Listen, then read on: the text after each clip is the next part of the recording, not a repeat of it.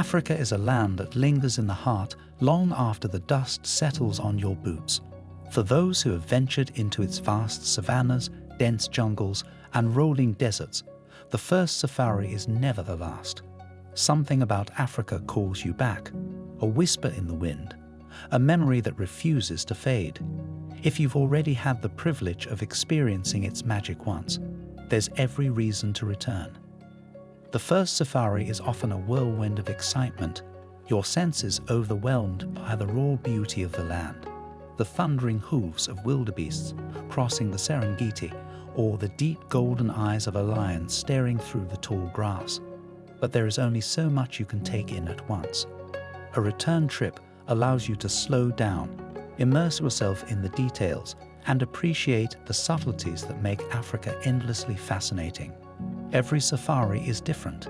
Nature is unpredictable, and no two game drives are ever the same. The leopard you missed last time might be lunging on a low-hanging branch when you return. The dry plains of one season might be transformed into a lush paradise in another. Perhaps you witnessed a pride of lions feasting, but missed the hunt itself. On your next visit, you might see that tense moment of stalking, the silent coordination, and the breathtaking chase. There's always another story unfolding, another mystery waiting to be unraveled. Returning also allows you to explore new regions. Maybe your first journey took you to the vast landscapes of Kenya or Tanzania, where the Great Migration roars across the plains.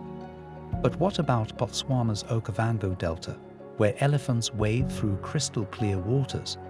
Or Namibia's surreal dunes painted crimson by the setting sun? Uganda and Rwanda offer the humbling experience of trekking through misty forests to meet the gentle gaze of a mountain gorilla.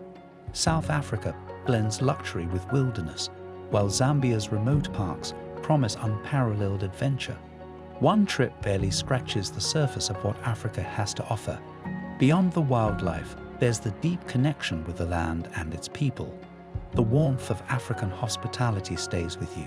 The guides who share their intimate knowledge of the bush, the locals who welcome you with open arms, and the shared laughter around a crackling campfire beneath an endless canopy of stars. Each visit strengthens this bond. You return not as a tourist, but as a familiar face, greeted with smiles and stories that pick up where they left off.